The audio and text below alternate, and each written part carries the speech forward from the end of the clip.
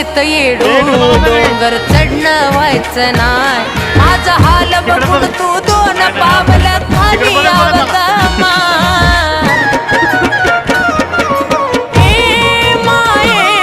या अवस्थेत येडू डोंगर चढणं व्हायचं नाय माझा हाल बघून तू दोन पावल खाली यावं ग कान कुलदीपचं मन जातई गजडून कान कुलदीपचं मन जातई गजडून कसा येऊ येडू तुझा डोंगर चढून